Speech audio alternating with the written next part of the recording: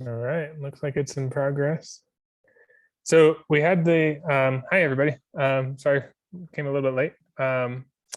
We had the intro call a couple days ago, but figured we could go ahead and do some intros again with just the smaller group.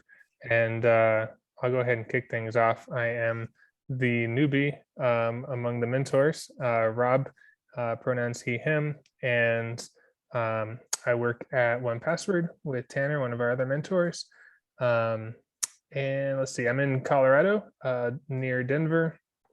And I have been, was there anything else? Let's see. Name, location. Let's see, an interesting thing. I am working on a tournament app in my spare time. Originally wrote it in React, and I've been rewriting it in Elm, which is another front-end language. And I will pop it over to Dana. Hi, I'm Dana Pahakoff. My pronouns are she, her. I'm in Jacksonville, Florida area. And do you want a fun fact? What did you need? Whatever you want to say.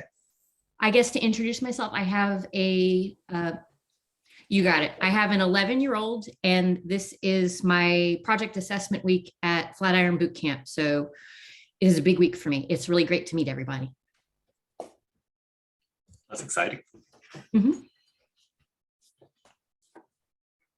Who do you want to pass it to? Viviana, because I think she's my partner this week. Hi, partner. I noticed that. Hi.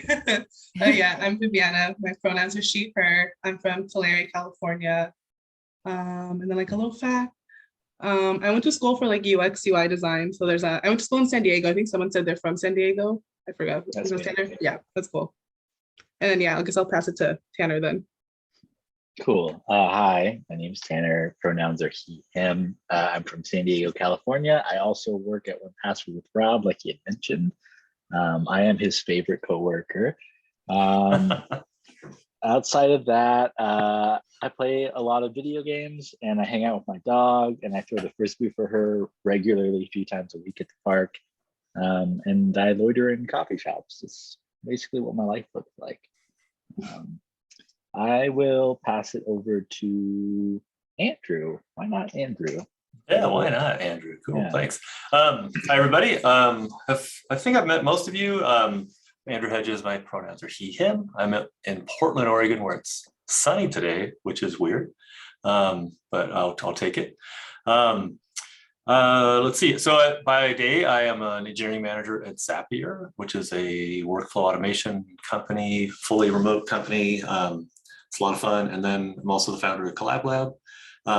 Super excited for everybody, for all of you kicking off this new cohort. Fun fact is that just yesterday, so today is my dad's 85th birthday. Just yesterday, I took him and my partner Valerie on a helicopter tour of the Columbia River Gorge. So I got some photos to share. This was actually a perk from Zapier for making it past 3 years. They contract with this company called Blueboard, and they give little experiences or whatever as rewards for these like kind of milestones. Write that down. Yeah, propose that to 1Password. Super fun. So and a fun birthday present for my dad. So. Wow, that's really cool. That's amazing. Yeah, it was so cool. Kind of a aviation geek anyway, and so but none of us had ever been on a helicopter before. Man, it was fantastic. Wow. And those tater tots look really good too. They were really good too, yeah. Question, do you aspire to your dad's beard? I've tried to grow it out. I don't know how he does it. He actually, the way he does it is he hasn't cut it in 30 something years. So yeah, I think he wishes his would actually get longer too, but it kind of tops it, what you see there. So yeah. So I'll pass it to Rafa. Okay. Hey, everyone. My name is Rafa, and my pronouns are they, them. I currently live in Colorado Springs, Colorado. And fun fact about me, I am a live sound engineer by trade originally, and I play 3 instruments. Sweet. To pass it off, Yenli. Hi, Yenli, she, her. I missed the orientation, so sorry about that, everybody. I just relocated to Portland, and a fun fact is I'm a very visual person, so I love art, do ceramics, dreaming of building a ceramic studio one of these days. It's getting close, getting close. Gonna pass it on to Dev. Is it Dev? Sorry if Yeah, I mispronounced your name. that's my name. Okay. Hi guys, my name is Dev. He, him, his. I'm from New Jersey. I just graduated from Full Stack Academy in December, so I'm like actively looking for a job. And outside of just coding, I watch a lot of sports. I'm a huge Jets fan. I was actually watching the game before this call. Yeah, if you anyone want to talk about like for sports like basketball, football, anything, I'm the one to talk to. Awesome. Well, I think I'm handing it over to Yenli at this point. Or Taylor. No. I'm probably going to drop actually, but I just wanted to kind of just say hi and welcome you all, and just again say how excited I am for you. If you ever need anything, if you have questions, concerns, anything like that, find me on Slack, and for sure let's connect on LinkedIn so I can help you find those jobs. So have fun, everybody. We'll talk to you soon. Thanks. Thanks. See All ya. right, see ya. All right. I'm going to be talking a little bit about Git today in the form of a learning module. So allow me to set up the slides here, and I'll share my screen here. Cool. So this is going to be let's call it like a 101 tutorial, but it's going to encompass just about everything like 90% of what you'll need in your day-to-day career as a software engineer using Git. So let's talk about it. How to Git at Collab Lab.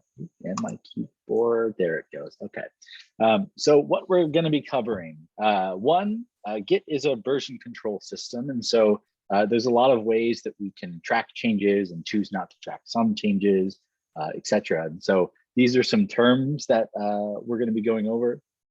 Creating and switching branches with the command git checkout, staging changes with git add, saving changes in history with commits, sending changes to GitHub via git push, getting the latest changes via git pull, and then creating changes in your PRs. We're going to go over all of those and give a practical example here soon also. So some terms, repository or repo is a word you'll hear thrown around a lot. It's a collection of files under source control. It's effectively just a directory or folder in your system, but it's tracked with Git. So any changes that happen within that directory, Git detects those changes, and you can choose to save them or revert them back to a previous version. Remote, this is the origin repo where the repository is stored online. So when you're working as a team in a collaborative sense, you are all referencing the remote repo. In this case, we have ours stored on GitHub. 1Password uses an alternative known as GitLab. They're very similar. And so in this case, you're basically editing kind of like the same file system like you would on maybe a Google Drive, except in order to get the files up there, you have to interact with a terminal. And so we'll go over that here in a second. A branch is a working copy of the repo. So there is the main branch, which is kind of like the trunk of a tree. And then as you follow the trunk up, you'll see branches kind of going off of it. And that's where you make your change. And then eventually that branch will come back into the main trunk of the tree. And if that was confusing, it is. We have a diagram up here in a second. And so it'll help you understand a little bit. And then a commit, it's a set of changes to the repo. You can think of as a commit as a checkpoint, like in a video game. So when you think you have code working, you can save a checkpoint, and then at any point throughout your following changes, if things aren't going well, you can revert back to that commit. And it's a nice way to make sure that you don't kind of step on your toes. And then a pull request. So Pull requests are how you submit changes to the main, what we refer to as remote repository. So you would kind of pull down the code that was up there on the server and then make your changes. And then you would submit a pull request. And this is a way for your collaborators to review your code and give you feedback that you might resolve. And then eventually that code would be merged into the remote repository there. We're going to go over all those steps here in a second. So I promised a helpful diagram, and hey, look what I have here. Hopefully it's helpful. So let's see here. Here we have the representation on the top here. Yes, okay. So let's imagine we are working on a project and we pull down the latest changes from our repo. And let's say we've been assigned to add some tests and some styles to our project. So currently, let's say Rob had created this add button commit. There's the initial commit right here. And then Rob made a checkpoint. He added some code and said, hey, I added this button. And so now we are here. You could create a new branch and say, hey, I'm going to add some styles to this button. And that will be your first commit. You'll add some CSS and say, hey, this is looking good, so I'm going to commit that. And then up next, you would add some tests and say, hey, these tests prove that all this code works. So, and I proved that the tests are working, so I'm going to commit these tests as well. And then we find that while we were making these changes on our branch kind of independently from the main branch, someone had updated the text down here. So our branch is now separated from the main branch. There is this change that occurred while we were making our change up at the top. In this case, someone had updated the text, potentially of our button, who really knows. And so what branches allow us to do is we have a copied version of whatever the code was at this state when we checked out our branch. In this case, when the add button commit was created. So on our working version on our computer, the update text commit is not there just yet. And in order to get it there, we need to merge our code back into the main branch. And at that point, the things we've added, add styles and add tests, get merged back into the main branch. And down below, we see what that would look like when it's all said and done. So here we had the initial commit, the add button, and in this case, the update text, because the update text was added before we merged our things back in. We can see this right here. And then as we merge our changes back into the main branch, these add styles and add tests commits appear into the main branch. And now if anyone on our team were to pull the latest version of our code, they would see this series of events here: the add button, update text, add styles, and add tests. That is a lot to take in, I'm sure. And we're gonna kind of go over a practical example of how to do all of these things here in a second. Let's kind of move on. So the commands, this is how the magic happens here.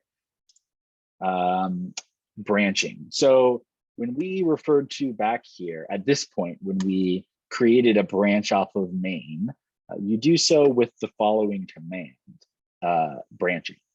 So you run the command git checkout and then the name of your feature. And that will check out a feature branch, but it does not actually create the branch. So if you want to create the branch while checking out the branch, you can do git checkout /b and then the name of your branch. And then all of a sudden you have this fresh new branch off of the main branch, or off of main, that is now a copy of what main was, and you can add to it as you will. And then eventually submit that to be a pull request. So that is git checkout. The remote branch won't be affected by anything you do on your branch. So this is kind of like a playground where you can do whatever you want and not really be concerned about breaking anything for your fellow collaborators. So it's a nice way to implement changes and not feel like you're going to be stepping on anyone's toes per se. Let's see here. So staging changes. Now that we've created a branch and we make some changes, we need to tell Git to kind of keep an eye on this file for me. And you do so via the command git add. So when you have created a file, in this case, there's this button.js file, you want to say, hey, Git, I want to include this into a commit, into a checkpoint, because I think this button file is all said and done.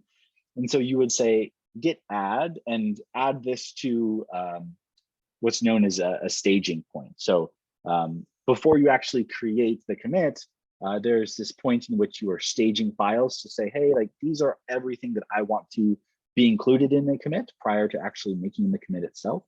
And so this allows you to say, hey, add this file and this file, but maybe we're going to exclude this file down here. And so you can add them individually by saying git add this file.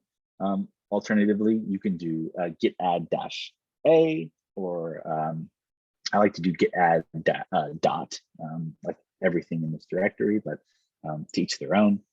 And so again, this is just telling Git, hey, these are the files that I want to be included in a commit. And then this is how you create a commit, again, like a checkpoint. So git commit is the command of choice in this when creating a commit.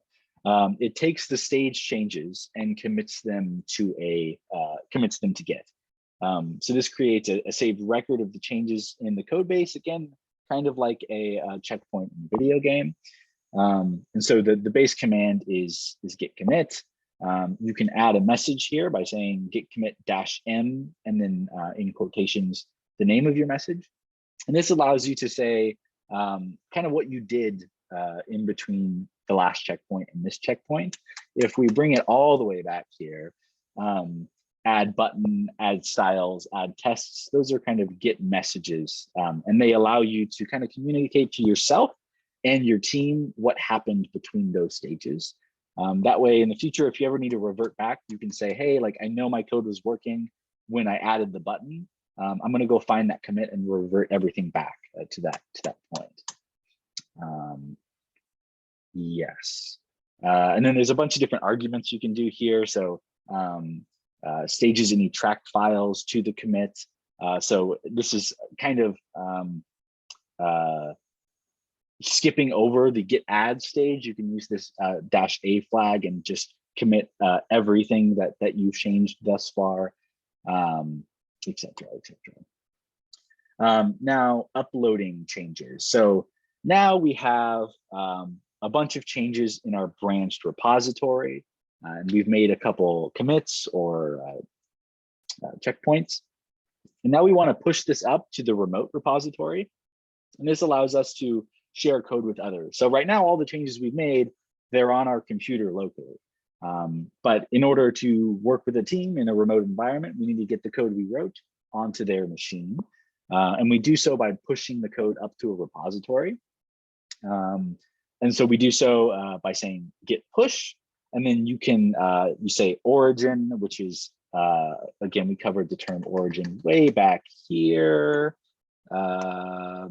Remote, well, the origin repo somewhere online. So basically the remote repository there. Yes. And then the name of your feature or the name of your branch here. In this case, it was I'm drawing on my screen. Okay. The name of your branch here. So I'm gonna push my cool feature branch up to origin. And that creates an upstream remote. So you only have to do this once per branch. And that's just saying, hey, next time I say git push, this is what I mean by that, basically. You can repeat essentially the same thing by saying git push the following time. And so this is going to send all of the commits you've made locally up to your repository for your teammates to use and interact with. And then in the same scenario, let's imagine that our teammates have pushed some work and that was merged into the main branch. We would get those changes by saying git pull. So git pull is the opposite of git push. You are pulling down the latest changes from the repository. It's a good habit to pull the latest changes off Maine before making a branch. That way you know like what latest code is there and you can change the latest things that your teammates might have been writing. Now let's pull this all back into a practical sense, because I just dumped a lot of terminology on you and a lot of commands. The last thing we're going to do is see what a pull request looks like in the repository. And then I actually have my own to-do list item for mentors. And I'm going to do that with you. And we're going to see what it looks like to change some code in your repository, and then stage those files and commit those files, etc. And so I'm going to pause the slides briefly, and it's going to take 2 seconds, and hopefully it makes everything feel a little bit, make a little bit more sense. So I am in my, let me actually pull the repository over here. So this is our TCL-37 smart shopping list. This is our repository that we will be working from as a team. And the first thing I need to do is get this onto my machine. So I am going to clone it onto my machine. In my terminal here, let me make this way bigger because it is difficult to see in the screen share. Let's see. I'm on my desktop here. And I will say git clone, and then I'm going to use that URL there, and that's going to bring down a copy of the repository on my machine. I can see that by saying, this is LF, these are all the things on my machine right now. And I see here, TCL-37 smart shopping list has been added. So I'm going to change my directory into that here. And now we are working within the context of our shopping list repo. So the thing I wanted to do is open this in VS Code. And I was asked to add my name to the contributors list, something that I've yet to do. So what I will do is find the contributors file here in my code editor. And I am going to do, I'll add my name here. And for now, this is it because I don't have a copy to my, why not? Let me fetch a link real quick. Let's get this whole thing going as I grab my GitHub profile. Here we go. So I'm just adding my name to the list. This could be anything. This could be a some styles that you are changing. This could be a new component that you are adding. Either way, these are just any kind of code changes. And now the most difficult thing that I always find is finding a good emoji to use. And in this case, I'm going to use Dev's emoji because I like rockets also. I'm sorry, I might change that in the future. But rockets are fun. So I've saved my changes in this file, and now we can go back to our terminal here. And if I run a command called git status, I see that it says, hey, you have modified this contributors file. And I say, oh, that's interesting. I can do a command called git diff and see that this was the one line I added. It says Tanner Gill, and then this link to a GitHub repository or a GitHub account that I'm sure is full of interesting things that I totally update all the time. And so now the next thing that we need to do is stage it. So if we recall, the first step to creating a commit is saying, hey, Git, these are the things I want to be inside of the commit. In this case, I will do git add and then this contributors file.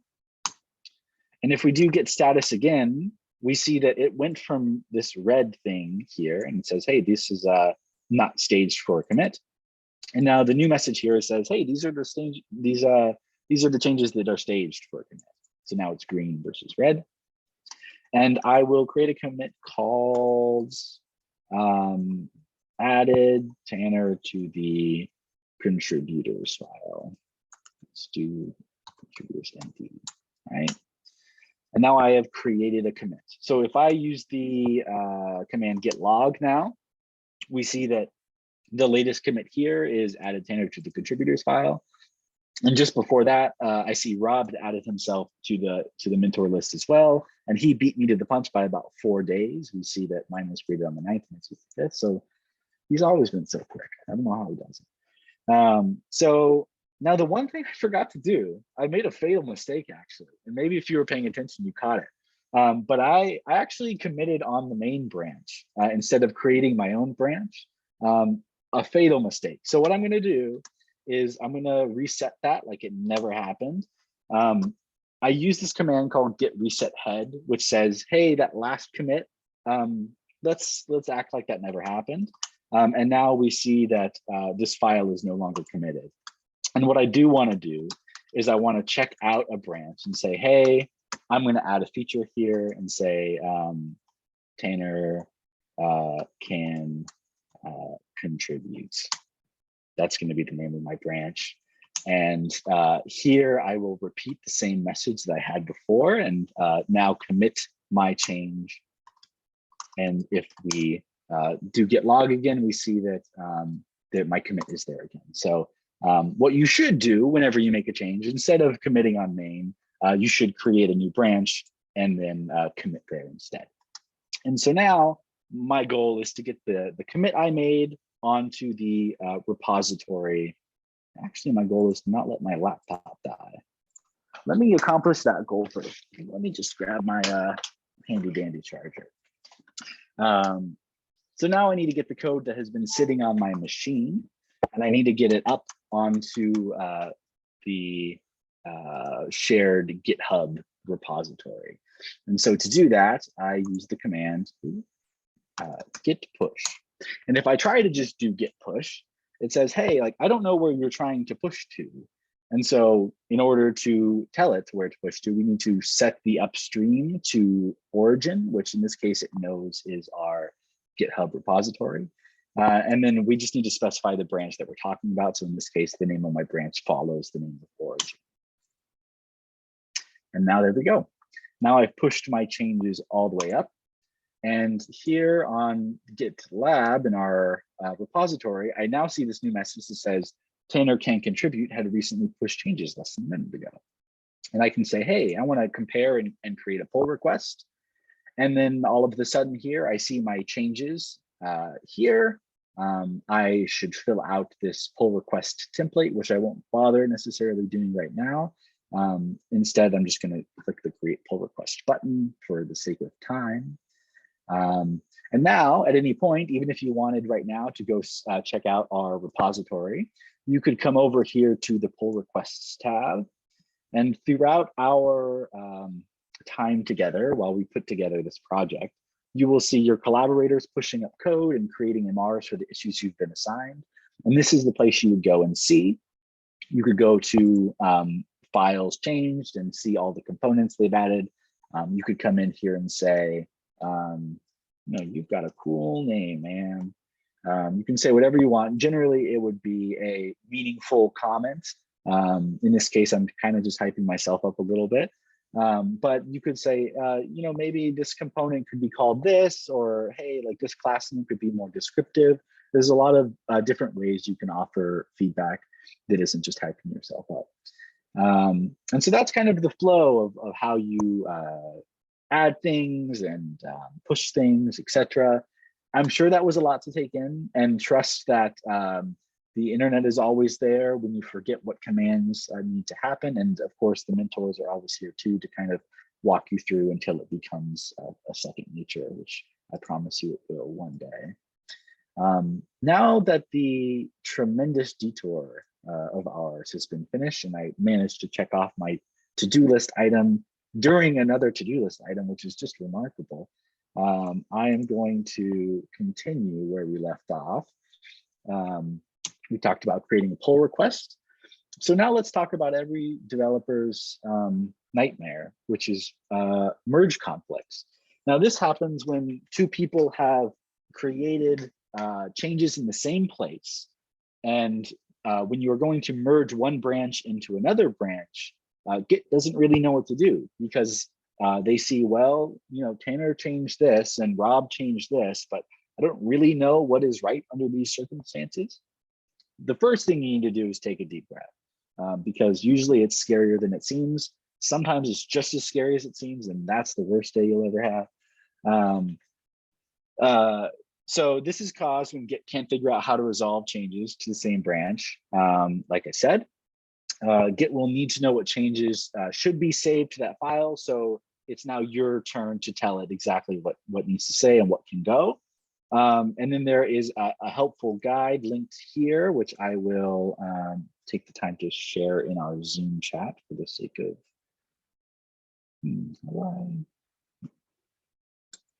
let's see here. I am going to instead share it to our channel. That way, next time you panic, you can go to TCL-37 and find that link.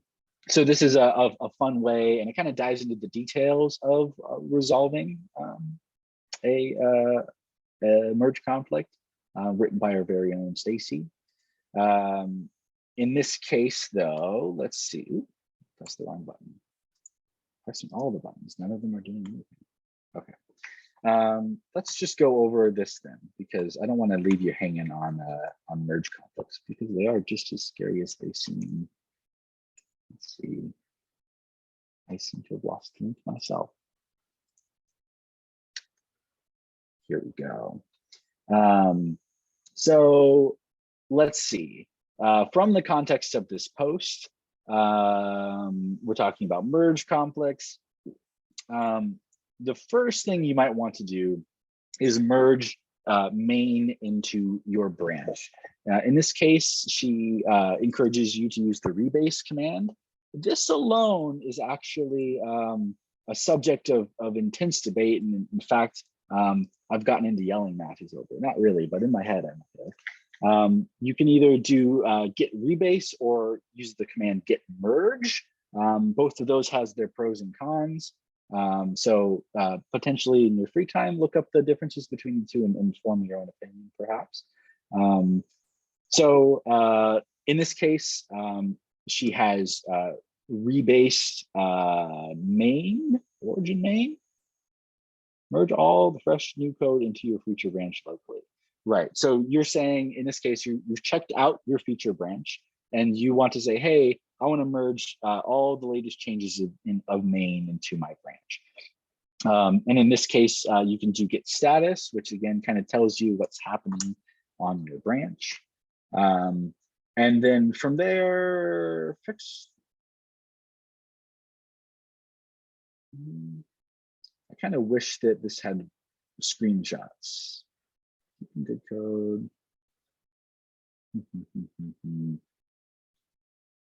So what it's describing is a step-by-step process of resolving individual merge conflicts.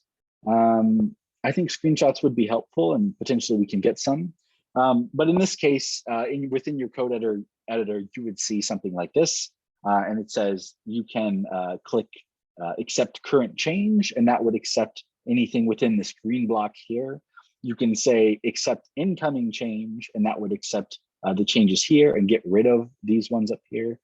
Or you could accept both changes and Git would just align them side by side. And you would have to do that for each of the merge conflicts as they come up. Sometimes there's lots of them, sometimes there's just one. Sometimes you think, man, Git, you really couldn't figure that out on your own, and those are the good days. And that is Git. And that was a lot. Does anyone have any specific questions as I look through all of those things? Did anything come to mind? Or are you just sweating? I'm sweating a little bit, but the fan's on. I have a question, Tanner. So I was reading the orientation docs, and the orientation docs said that like if me and my partner are working, like we make a PR, but then our team looks at it first, and then the mentors look at it. So are the mentors the ones who are going to be merging it, like the final merge? Yeah, so what I really like to see is when another team puts up their stuff, you can go into Git or GitHub like you would here. And then you've got a PR and you'll see like, oh, you know, the other. You're not the other sharing your current screen. Okay, yes, thank you. The curse of multiple monitors. Let's see. Here we go. So here you will find their PR. In a world where it's an actual PR, there would be a well-written description. The related issue would be attached, so you can kind of gain some additional context, etc. And then from there, oh, thank you, Yinli. That's very nice of you. Thank you. Here you could go in and review the code and maybe say, hey, this username is really cool, and like add your own comment. But then once you've added your comments and maybe some revisions have been pushed up, at that point, I love to see an approval from you as a collabie, because that to me as a mentor says like, oh, like you've looked over it and you think it's good enough.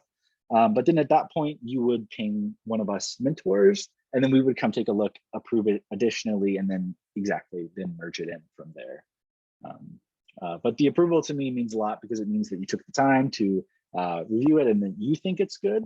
And then my favorite thing to do is when I'm in your position and a more senior dev is the one merging it, I love to see what I missed. So I will have left an approval and I think I got everything that I can, review.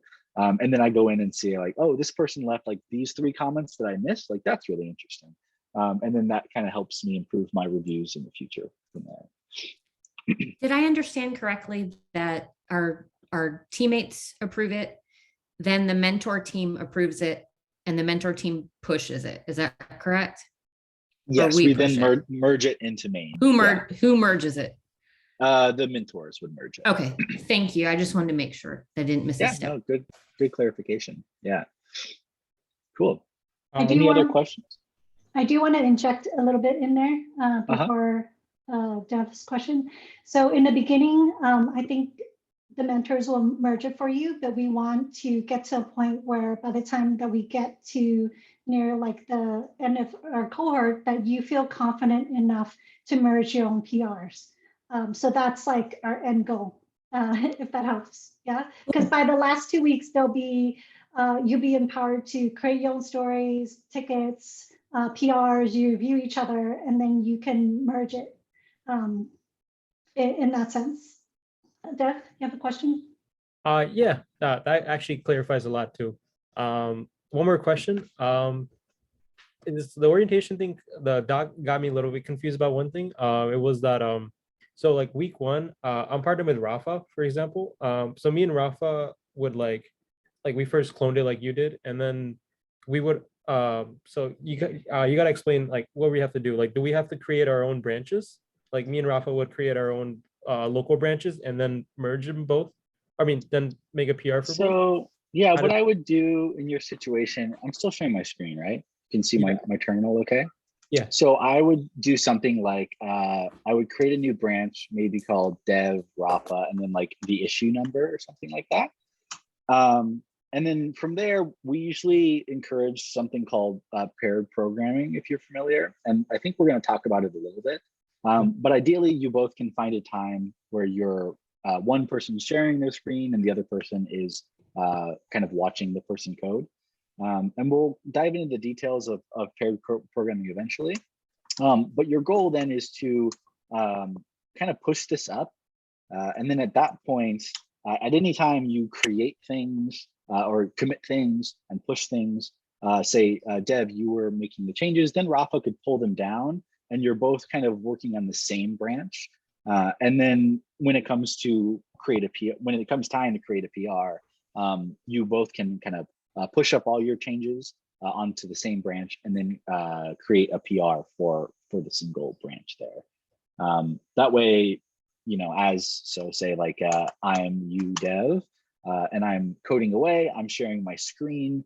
Rafa is watching me code and is looking at documentation and helping me solve problems, and we're working through it together.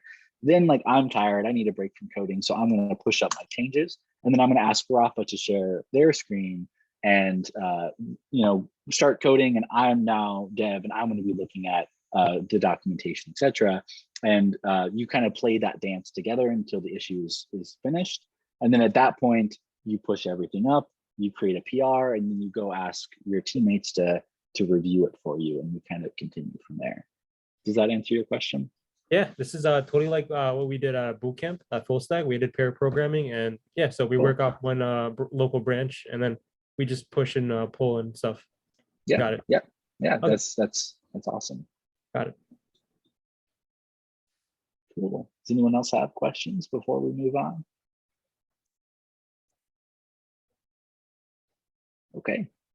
Well, we're always in the group chat on Slack if you find yourself with questions.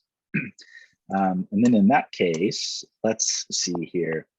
I think I might have crossed my other to-do list item off. How to create a branch. So yeah, then I think we should be good. Yinli, maybe you want to jump on issues, perhaps?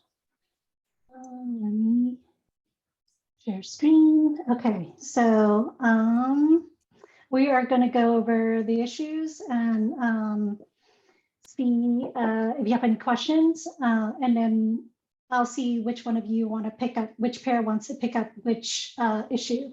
So the first one is, as a component, I want to be able to read from and write to the Firestore database so users can persist information.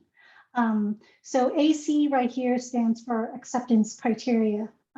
So what we encourage you to do is when you're working on this feature, it just needs to meet these acceptance criteria. It doesn't have to be fancy. It doesn't have to be like fully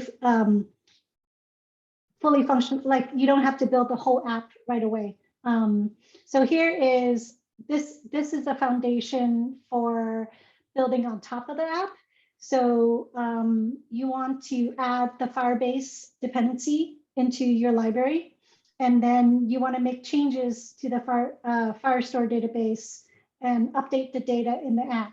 And then you want to make a change in the app that will update the data in the Firestore. So we recommend doing something really simple, like it could be throwaway code, but what you're testing for is the connection. You want to make sure you connect to the database and that you can read from the database. So you can have just a button. You don't even need an input field. It just depends on how much time you have. You press a button. You want to be able to log into Firebase on the console and see that, oh, I added something. And then if you go into your database and you manually add an item, then when you go back to your front end, you should see that display on your front end. There's some quick tips and such here that you can expand and open. So right here. And one thing we do recommend, which this is very similar to a ticketing system, is as you're working on your issue, if you have any questions or comments, a lot of the things about GitHub is it's like a source of truth, like it's where the conversations are. And this is what we're learning.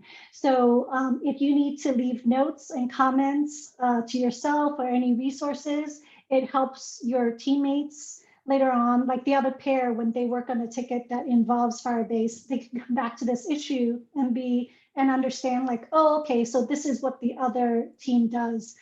So we'll go more into it as we're moving along, but communication and all the different areas where we talk about the things that we work in, like in Slack, in GitHub, are ways to leave notes for our future self, because a month later you want to come back and look at this and go, oh, okay, I remember what I did, or I know what the other team did, to give you context. So context is very important.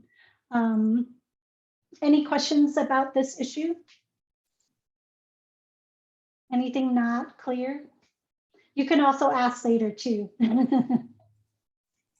Yeah. Not clear yet. I haven't worked with Firebase yet, so that'll be interesting. Okay.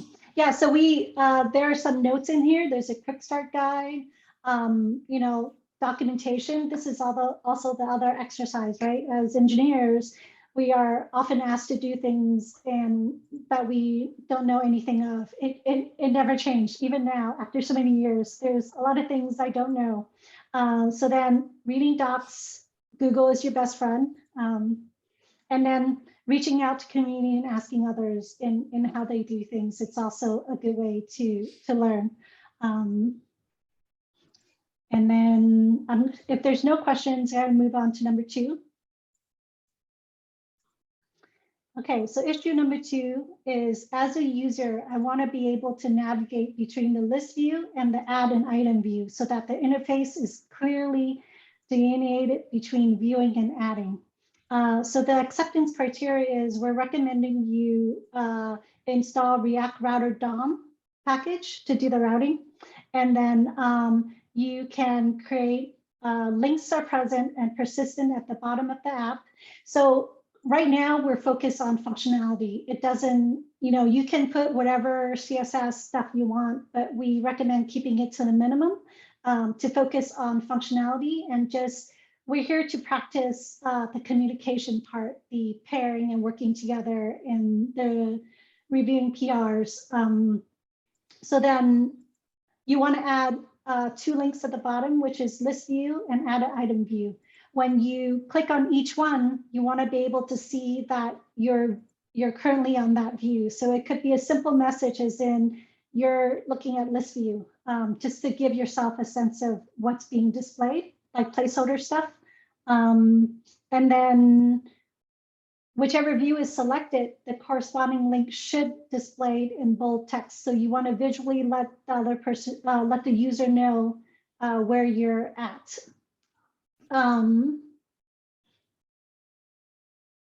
I think the tip is to do something simple because right now you can, the last 2 weeks is when you're going to spend a lot of time designing and laying out your app and make it pretty. Now it's more about function. Any questions?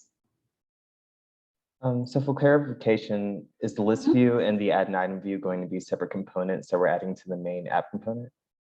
Yes. Okay. Yeah, so you can think about, the other part to this is you can think about how to structure your app, where to put components. There's a lot of different ways to do the same thing, which you'll notice, and it's what we noticed too. And this is just the beginning, like building that foundation. You're free to change your mind and change things. That's the awesome thing about code.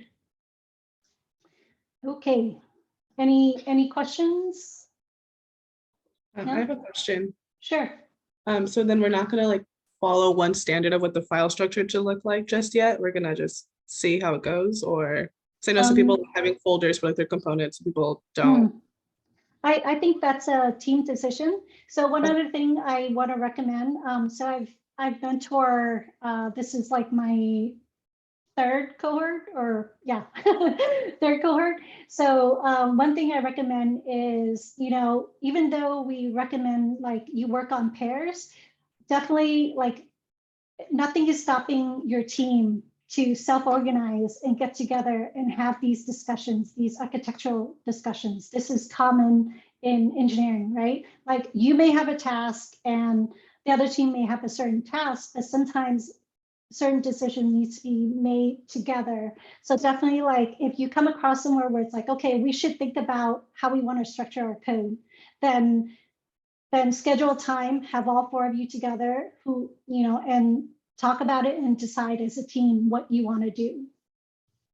And that really helps with communication. Instead of this pair does something and not check with the other team, and then the other pair have certain opinions and they want to rip everything out, then now there's that's merge conflict hell right there. And we don't want to do that. I mean, you could, but it wouldn't be fun. So now I'm going to leave it up to both pairs and see which issue you would like to work on. Well, I think the first issue sounds like fun to do, if that's Yeah. fine. Yeah, cool. Yeah, with that, yeah. Okay, so I'm gonna share how to create a Parabol thread in Slack, because I think for Rob as a new mentor, he probably doesn't experience this yet. I'm not sure if Tanner is familiar with this, but here I'm going to create a pairing thread, and then I'm going to pick Vienna, Nandina, and then I think you could drop the link, but I'm just going to write. Let me forget, which issue was that again?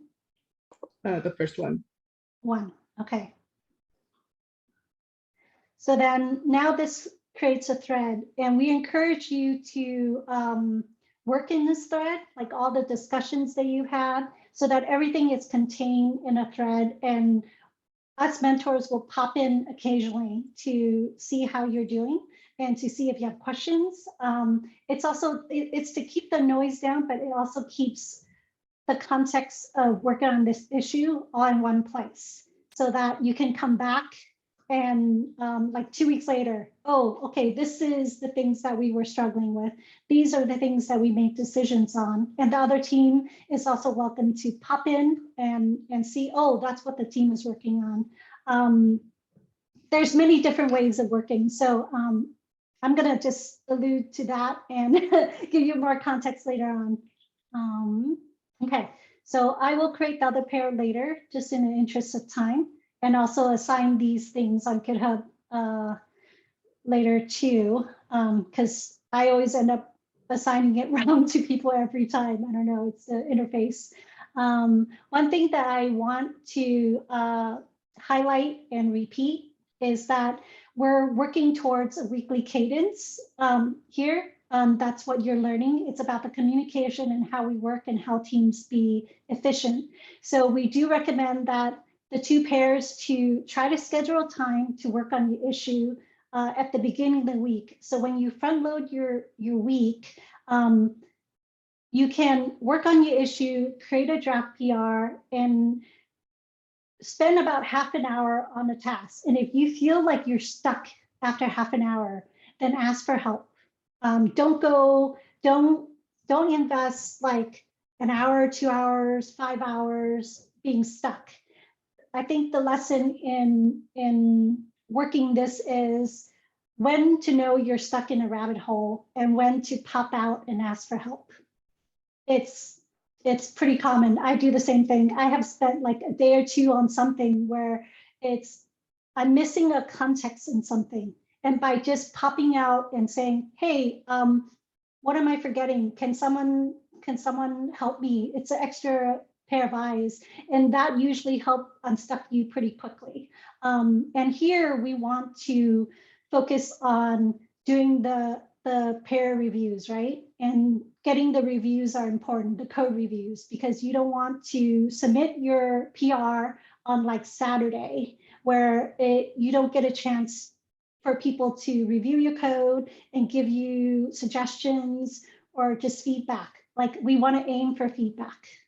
So that's why I'm showing this here. Want to make sure, like, if you have any questions from the orientation and how that will work.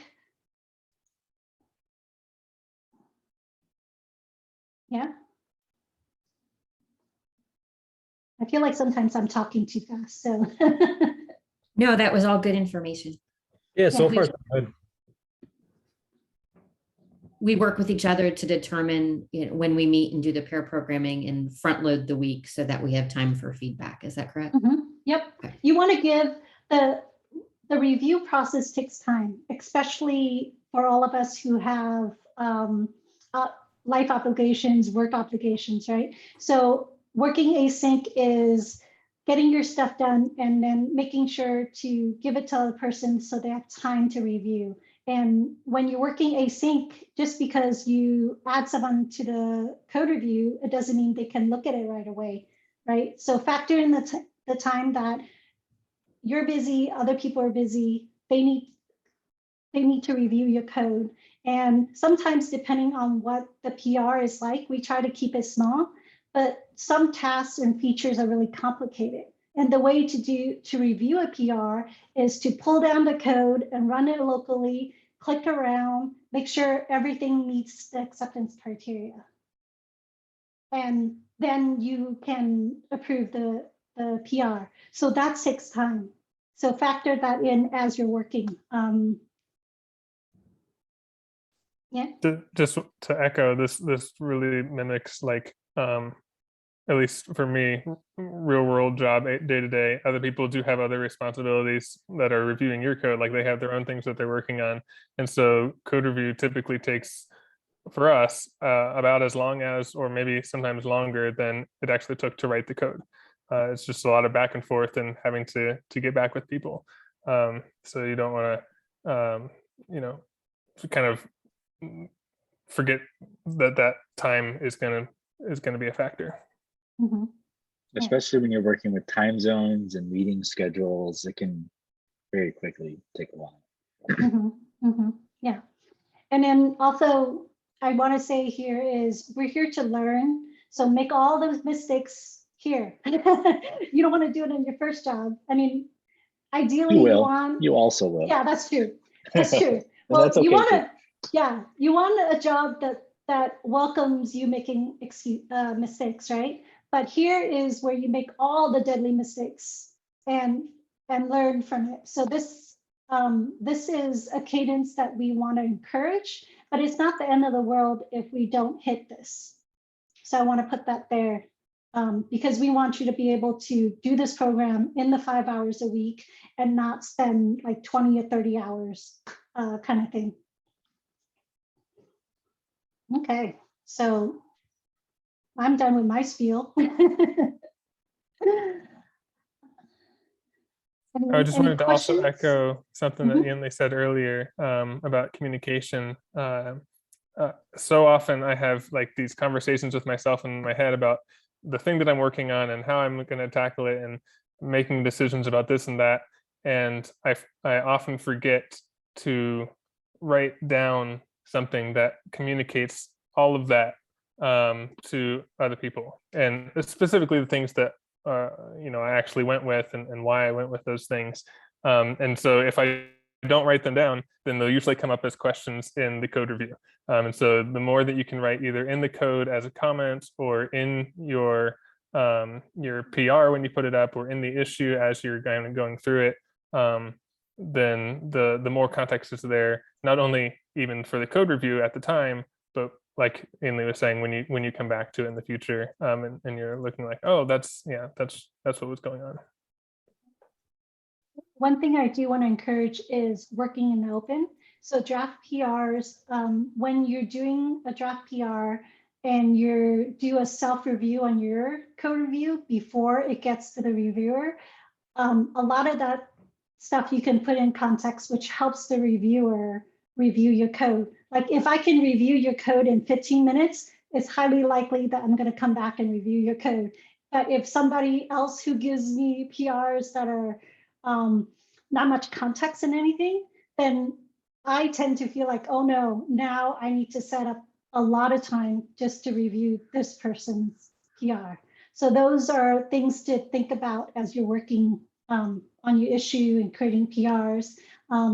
I also think that as an engineer to work in public, when you're sharing all these things in Slack or in your PRs, your peers know what you're doing. And sometimes people can chime in and help you and give you information that you may need, like extra context that you're not thinking about. And that could be really rewarding. That's how I like to work. So I tend to put everything out there and I get really good feedback. And a lot of times I think like, oh, this task is going to take a lot longer. And when I get it merged, I'm like, oh, so it ended up way less time than I initially thought. It's because I'm working out in the public. My team lead sometimes sees something and catches it before I do. So something to keep in mind. I have one last question. Mhm. Question is, so do our partner and I like create our own time, like from Monday to Wednesday to work on the PR? So okay, got it. Yeah. So the thread is where you will coordinate, try to coordinate time on when to meet, on how to pair, when to pair.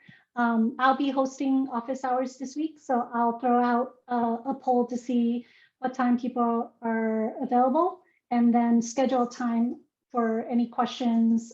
We can chat. It's very informal. It's not required. It's only if you need the help or want to hang out. Got it. Thank you. Sure. Anything else? I did have one question. Are we going to be doing any test-driven development during this cohort, or no? We should, but I think the idea is to focus on the communication part and the collaboration part. So then test-driven takes way longer. I think in the beginning, when Collab Lab started, the tests took too long from my understanding. Okay, that makes Yeah. sense. Thank you. Yeah, yeah. So the app is meant, like at some point, the app is meant to be easy to do, because that is not the focus here. The focus is the process, learning the process, learning how to work together, how to collaborate, and how to be effective in terms of asking for help. Because when you start your first job, well, I feel like not just your first job, even for me, I just started a new job in May, is what are some skills you can do to help yourself to get work done.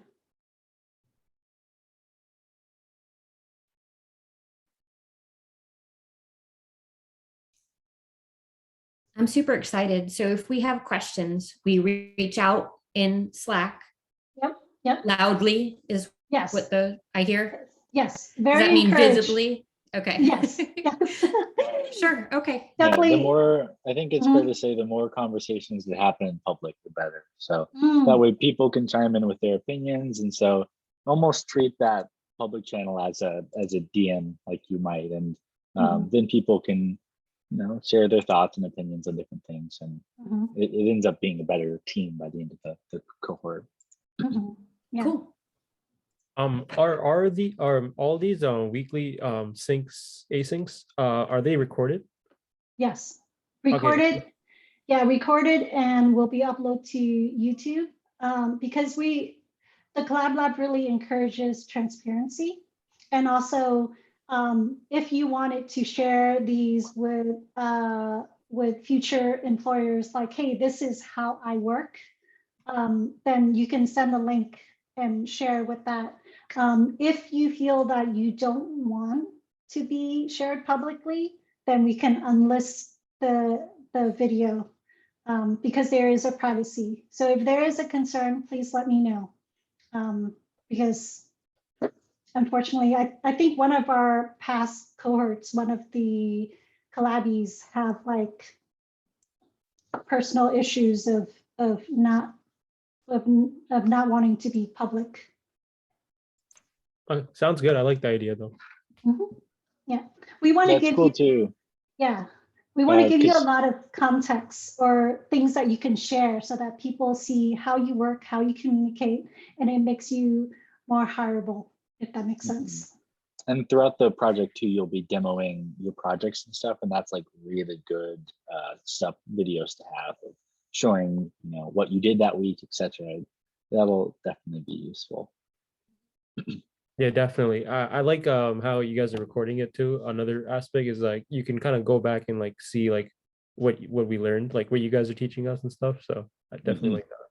And in the future, when you are successful, your career takes off and you're 5 years in, you could go find that video and be like, man, this is crazy.